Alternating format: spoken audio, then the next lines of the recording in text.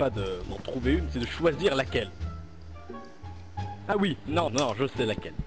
Une que, 68 se rappelle bien, de l'époque où le grand général Grom était encore là. Le général 68 et moi, nous étions encore CT au sein de l'art. Nous étions dans une mission sur Géonosie. Donc, nous devions être extraits, puis nous attendions une caninière de la 501 qui devait venir nous chercher. Malheureusement, à l'époque, bien sûr, comme on m'envoyait en première ligne, avec 68, lui, il a eu de la chance, mais moi non, je me suis pris une roquette plein la face. Donc, j'étais, comment dire, avec plein de membres tout cassés. Et, puis, le 68 et 01 m'ont mis des bandages et des attelles, tout ce genre de choses. Mais le temps que la caninière arrive, des droïdes sont sortis de nulle part. Moi, je pensais que, en tant que camaraderie au sein de l'Arc, ils allaient me sauver et me mettre à couvert. Mais non! J'ai été devenu une barricade vivante. Enfin, vivant, c'est un bien grand mot. Vu que j'étais à moitié mort. Et donc, c'est comme ça que je suis devenu une barricade et que j'ai sauvé 2 vies. Alors que cela, très bonne barricade probablement... Je te remercie Blanca, c'était une très bonne barricade. Oui, apparemment c'était une très bonne barricade. Oh putain. Monsieur 500, il avait peut-être une histoire à raconter. Ah, oui j'en ai une histoire vraie en plus. Ah, je vous écoute. Donc c'était un 104ème, c'était le 104ème Arcax, et Oh god. l'état-major totalement défectueux, car il paniquait de voir des druides d'entraînement. Il croyait que sa vie était réellement mise en jeu, alors qu'il était dans une citadelle, le con. Donc lui était enfermé dans la citadelle avec le 104ème sergent Arcax. Et donc c'était en fait le commandant Davis, qui à l'époque les a enfermés volontairement à l'intérieur.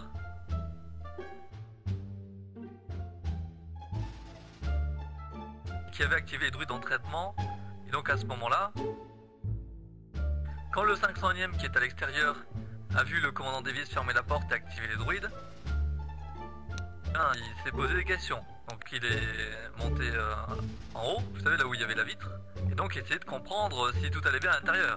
Sauf que l'officier totalement parano et con pour la même occasion était en train de gueuler pour sa vie parce qu'il pensait qu'il allait mourir.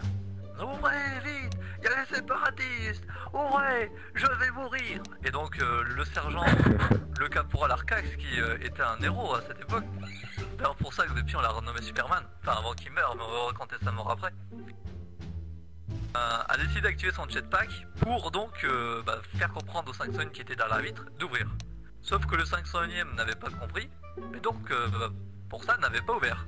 Et donc le sergent Arcax de la 104ème avait ouvert le feu. Car oui, si forcément, si le 501ème n'ouvre pas la porte, il faut ouvrir le feu, car c'est... Enfin du moins sur son frère d'armes, c'est ce qu'il faut faire dans ce genre de cas. Hein. Si on est enfermé dans une salle d'entraînement, et qu'un jour, un officier totalement paranoïaque vous demande d'ouvrir la porte, vous pétez la vitre, mais par la même occasion, vous essayez de tuer un de vos frères d'armes. C'est bien connu. Donc, il avait tiré sur le 501, sauf qu'il ne l'avait pas tué. Et donc le 501 est revenu sa queue entre les jambes, entre guillemets, vers moi. Et donc il m'a raconté toute l'histoire. Et donc ce qui s'était passé, c'est que par la suite, moi j'étais allé voir le sergent Arcax pour lui dire mais comment vous avez fait pour tirer sur une de mes unités, vous êtes totalement malade. Surtout que vous étiez dans la citadelle. Et donc là, ils m'ont expliqué qu'ils étaient en danger de mort, alors que les cons étaient en citadelle quand même. Et donc suite à ça, j'ai réussi à faire arrêter le sergent Arcax dans la prison. Donc à cette époque, étant donné que le sergent Arcax niait totalement les faits et essayait de faire en sorte de se ressortir sans aucune sanction, je devenais un peu menaçant à son égard. Je lui disais qu'il était probable qu'une dizaine de soldats bleus, car on était 10 à ce moment-là, rentrent dans la prison sauvagement et le violent collectivement. Il a eu très peur et a prévenu le général Roxa qui était présente. Et donc le général Roxa a banni la 501 de la prison, donc on ne pouvait plus y rentrer. Si on y rentrait, c'était l'exécution. Donc le sergent Arcax était bel et bien protégé, car de toute évidence on ne pouvait plus rentrer et plus le tuer. Sauf que les chocs qui étaient à l'entrée de la prison pour empêcher la 501 de rentrer étaient des chocs totalement manipulables. Donc moi j'avais demandé à un choc de me suivre jusqu'à arriver au bout du couloir où il y avait l'infirmerie.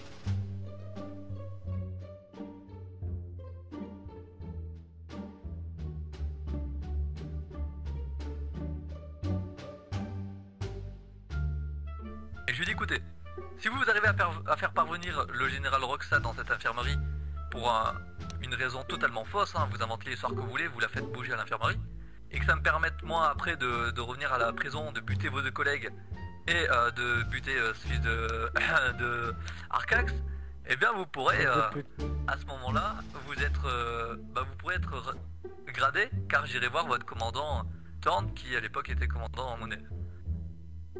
Je crois. Ou je sais plus, mais bref, j'avais dit que j'allais voir ses supérieurs pour lui donner une promotion. Et donc cet abruti comme il est, bah, il a suivi le plan.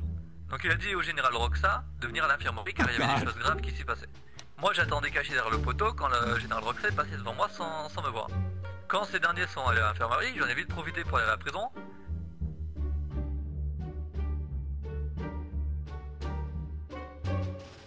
Puis les deux chocs qui étaient postés à la garde car ils étaient cons, hein. Donc je les ai butés. Et j'ai buté le sergent Arcax. Sauf que le problème, c'est qu'au même moment où j'ai voulu quitter la prison, et bien le général Roxa qui était Flash en fait, hein, parce que les Jedi à cette époque c'était vraiment Flash et Superman, ils couraient très très vite, m'avait rattrapé, malheureusement. Bon. Oula, j'ai eu un petit problème. Donc j'étais en cavale jusqu'à qu'on me retrouve et qu'on m'emmène du coup en prison, car j'étais accusé donc à ce moment-là de meurtre par le général Roxa. Et donc ce qui était d'autant plus touable à ce moment-là, c'est que le choc qui a menti au général Roxa pardon, pour me permettre de buter les personnes dans la prison pour une éventuelle promotion, il était pas du tout sûr de l'avoir, hein, sa promotion. Et bien il a encore fait pire ce con, car je l'ai manipulé une deuxième fois pour s'auto-accuser. Et devinez pas qu'est-ce qu'il a fait ce con? C'est auto-accusé. Il a dit que c'est lui qui avait buté, etc., etc. Et vu que le général Roxa ne voulait pas lâcher le morceau, elle continuait de m'accuser. Sauf que... à ce moment-là... Ah, attendez, est-ce que vous m'entendez, monsieur? Affirmatif, continue. Affirmatif. Affirmatif. J'ai un petit problème mental, de connexion. Allez-y, allez. Et du coup, quand l'aspirant choc s'était auto-accusé comme un con, eh bien le général Roxa n'était plus vraiment crédible quant à mon accusation. Car à cette époque, personne ne pouvait penser que la douce brebis du moins que j'étais pouvait faire un acte aussi cruel qu'il soit. Donc le général Roxa a subi des tests médicaux et a été jugé suite à sa schizophrène, ce qui a mis l'affaire de côté et donc j'ai pu être libéré. Et donc pour avoir exécuté 3 clones, ce jour-là j'avais pu être libéré en foutant bien sûr le choc qui s'était auto-accusé en tôle et en faisant passer un maître Jedi pour schizophrène. Et je me suis toujours dit que c'était foutu ce jour-là, mais comme quoi vous voyez messieurs, même quand on est au plus au fond, enfin quand on est dans la merde, on peut parfois bien s'en sortir. Est-ce que vous voulez que je vous raconte les protègent très très bien. Donc on ne raconte que des histoires vraies ici, encore on aura acheté. Ah, c'est vrai, mais combien ça ne sont-elles fausses? Sont-elles fausses, commandant Rex? Ah, vous en avez pris aucune, je crois. Enfin, pas à m'en souvenir. Mais sauf qu'à chaque fois, grâce à tes actions, à mes actions héroïques d'intelligence de douilleur intergalactique de physique. Ah, vous voulez dire que j'étais là pour vous protéger à chaque fois? Ah oui, c'est vrai. Là. En fait, quand je baisais ta mère... Ça c'est moi ça par contre comme mon maréchal. Il fut un Vous en temps... sortiez, mais... Vous vous rappelez la fois où vous avez buté tout le Venator et que vous avez déserté après que vous avez buté tous les 307 avec vos lance-roquettes, vous avez déserté pour aller vous cacher sur Coruscant.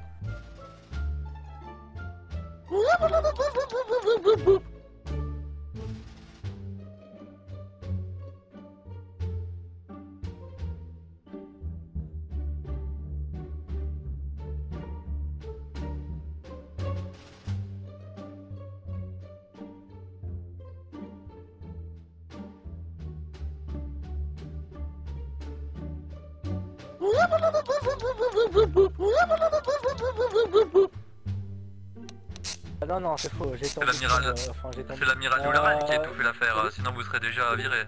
Vous serez exécuté. Mais non, c'est qu'avec l'amiral Yularen me devait un petit service. Le commandant était revenu et donc m'avait proposé, c'est pas lui qui m'avait proposé mais du moins le haut état-major de prendre sa place. Donc à ce moment-là j'étais un peu obligé quand il était revenu le vrai Apo de m'imposer notamment dans les vas-et-vient que ma bouche pouvait faire à l'époque. Donc j'ai pas mal sucé le commandant Apo jusqu'à gagner sa confiance et passer commandant second finalement en restant chef torrent alors que le chef de la compagnie a toujours été capitaine sur le souverain.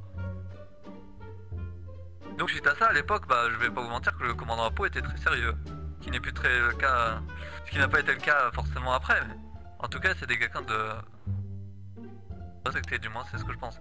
Je vais vous expliquer ma bataille avec Mougel. Alors, j'ai Oui, découvert pardon, je vous écoute. Mougel, c'était une très bonne personne avec qui j'ai côtoyé au cours de pas mal de missions et que j'ai appris à découvrir et que certaines personnes l'ont rejeté alors que c'est une très bonne personne.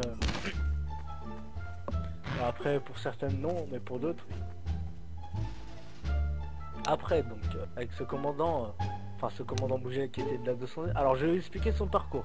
Il est passé sergent au bout d'une journée, lieutenant au bout d'une heure et commandant au bout de 3 jours. Voilà son parcours. Mais ce n'est pas fini. Et ce n'est pas une blague, c'est vraiment sérieux. C'est ta mère. Pas de bruit s'il vous plaît. Merci. Eh, je suis pas venue ici pour souffrir, ok?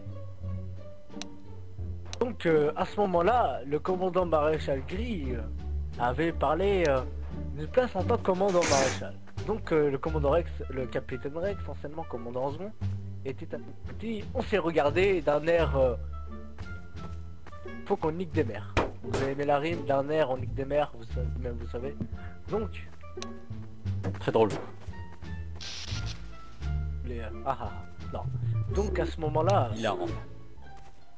j'ai commencé à comment dire pas foutre des douilles mais j'ai rien dit pour l'instant.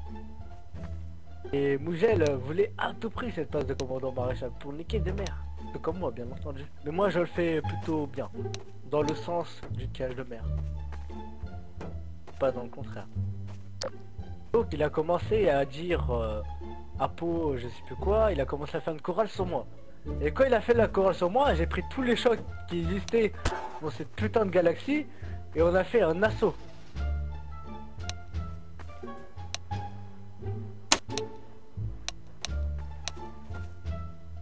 Un assaut, ils étaient dans la citadelle. Alors là, je peux vous dire, c'était 14G, hein. Ça pétait de partout, on les a chopés, rac rac. Mais bon, il a eu de la chance qu'il n'était pas à ce moment-là, il s'est fait couvrir par d'autres soldats qui lui ont juré fidélité d'un... Je crois que c'était des 327e. Et ça, je m'en rappelle très très bien. Oh, C'était des attention. 327e. C'est les 327e qui avaient couvert le commandant Mougel. Donc, après ça, j'ai commencé à péter un câble. Donc là, j'ai dit, je vais lui foutre un vénateur dans son cul, ce n'était plus possible. Et pour essayer de, comment dire, me baisser mon estime devant tout le monde, il a commencé à faire des panneaux d'affichage devant tout le monde. Donc il a pris une canière, il a mis 2 cordes et un panneau, et il a commencé à écrire Apo, je sais plus quoi. Et il a commencé à faire des phrases cultes sur le forum Galactus seulement. Bon, moi je trouvais ça très ridicule, mais je continue quand même à rigoler avec cet homme.